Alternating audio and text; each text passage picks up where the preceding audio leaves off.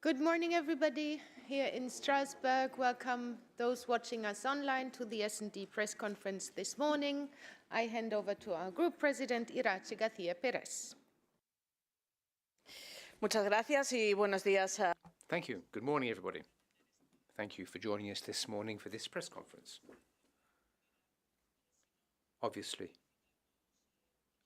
I couldn't start this press conference without congratulating each and every one of you for the professionalism which you've shown, since today is, of course, World International Press Freedom Day. Without your work, freedom of the press would be an impossible dream, and we would no longer be able to fight to defend democracy and freedoms as we are still struggling to do. So I would like to praise and commend your work and underline our commitment in the Socialist and Democrat group to work with the press to ensure that freedom remains a fundamental principle underpinning our lives and work. This week's plenary session is marked by a series of highlights.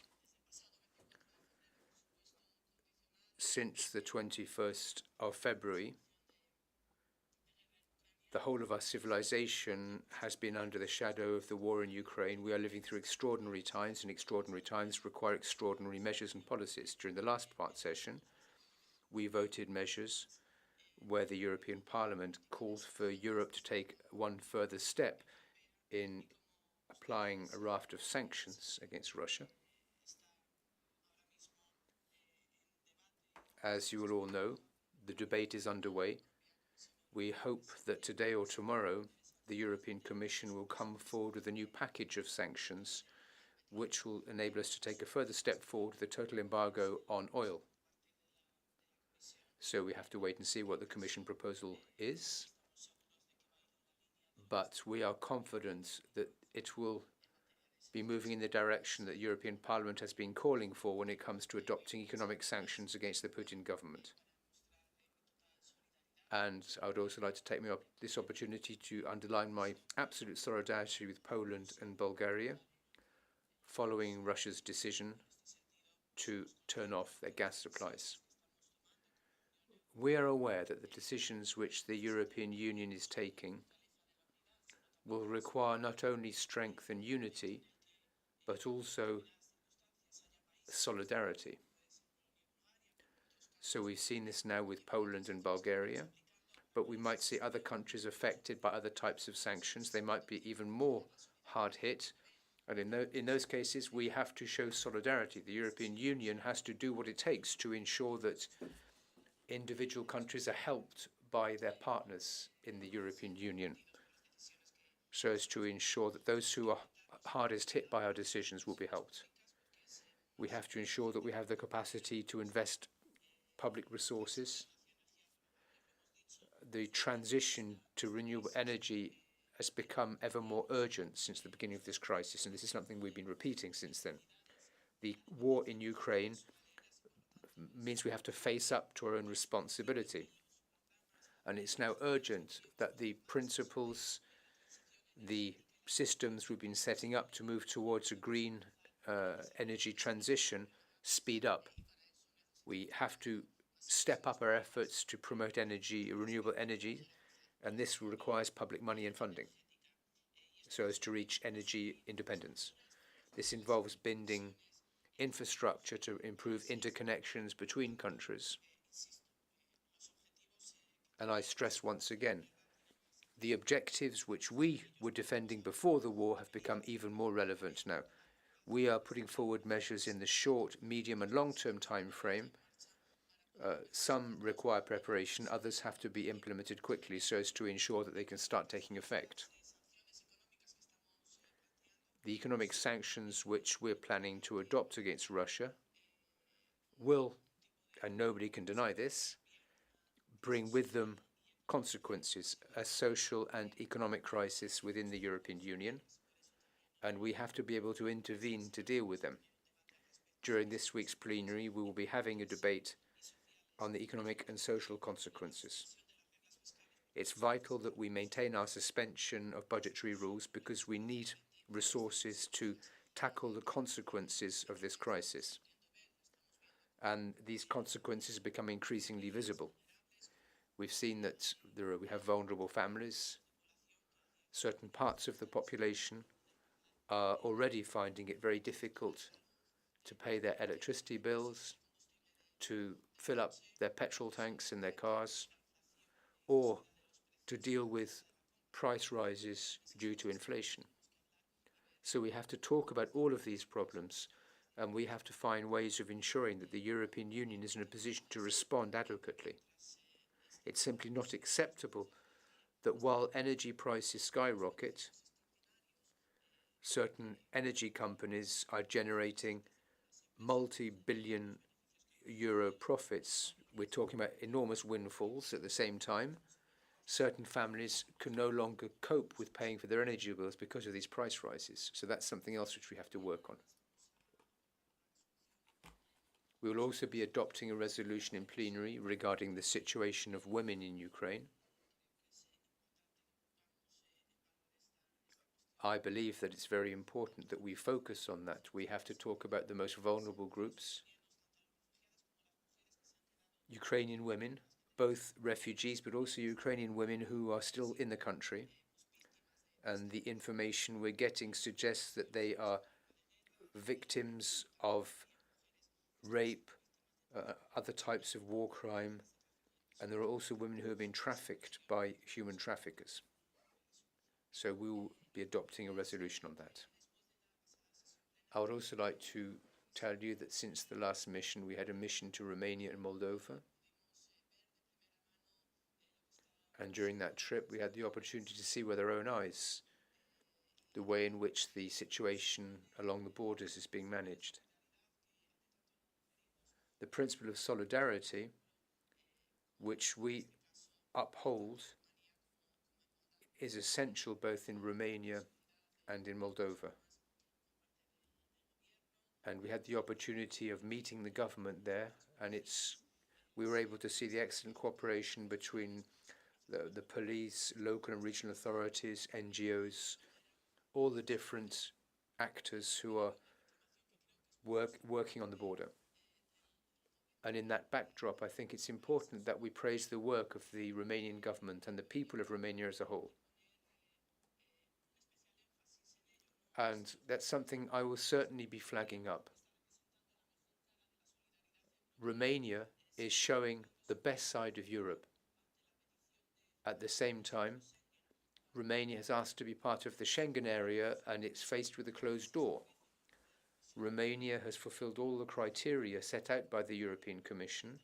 Both Romania and its neighbour Bulgaria have complied with the technical conditions, but there's no light at the end of the tunnel for them. It would appear that the door is being slammed in their face. That's unfair. So this is a decision which has to be taken by the Council, of course, but we will continue to insist that those countries which are dragging their heels should stop doing so.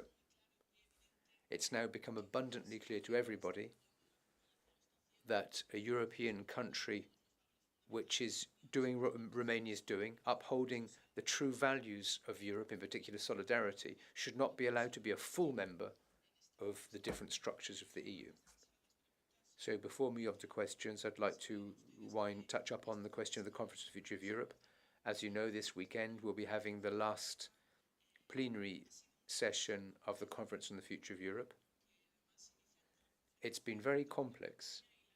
We started the conference in the midst of a pandemic and we're ending it in the middle of a war.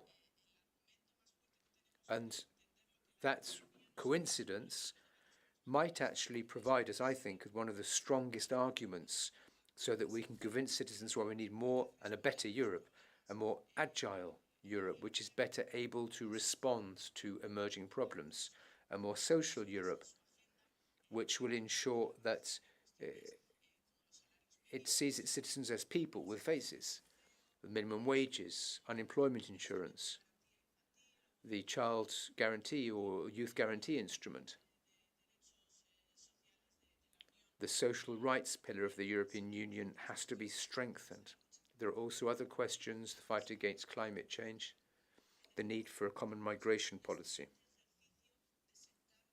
So I think that we've been very successful in sitting down and talking to everybody who can make a contribution to the building of Europe, organized civil society, trade unions, local and regional governance bodies, national parliaments, and individual citizens who have also taken part in the conference. Thousands of people have taken part by sending us in their ideas, their contribution, and the process should wind up by drawing conclusions which will be the building blocks for the next part of our work. We can't simply wind up the conference on the 9th of May with a well-staged closing ceremony which will be broadcast on TV stations and press around Europe. We need more than that. The Conference on the Future of Europe has charted out a roadmap which we now have to implement. The European Parliament will be adopting a resolution this week on the conference. And it's important that we do our best to ensure that the proposals, the changes suggested by Commissions actually take place. And we will be calling for a convention which will discuss in a tangible way the proposals which have been made. So as I said, we'll be putting forward a resolution on that. And we intend to build on those proposed changes with a view to debating changes to the structures of the European Union. We'll be voting on reforms to the European electoral law today. And many of the changes put forward by citizens are actually incorporated in this proposal for a European electoral law. One suggestion is transnational lists. This is something that we've always been called for. The setting up of genuine European political parties, and they could be represented via transnational lists, but it goes beyond that. The report which we'll be adopting on today, the reform of the electoral law, comprises changes in terms of transnational lists. We'll see what happens in the vote, but there are also other issues. Gender equality on electoral lists, for example, or ensuring that disabled people are able to vote. Those are essential issues, and we hope that we will win over in today's vote. So I think I've talked quite enough now. I'd like to hand over to you now to give you a chance to ask questions. And I see the first one, Laura from EFE. Hola, Iratxe. Laura. Hello, Iratxe. Laura from EFE, the Spanish news agency. I would like to know regarding whether the debate with the Commission on Wednesday afternoon, whether you'll be asking the Commission regarding recent facts that have emerged in Spain regarding the Spanish Prime Minister and the Defense Minister and eavesdrop and line tapping.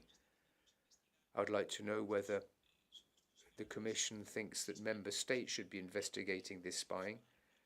I would like to know whether the Commission accepts any responsibility in that. My position hasn't changed since last week. I've always agreed that we can have a debate on this. What's happened is that a week ago we adopted the setting up of a committee of inquiry on the use of Pegasus in EU member states. If we want to work in a serious, responsible and professional way, rather than a one-off debate where we can all get up and grandstand and show our speeches on social media, if we want to have a serious debate, we have to ensure we have the right tools to do that. And in this case, that's the Committee of Inquiry. This was set up by and in the European Parliament with the support of the S&D Group.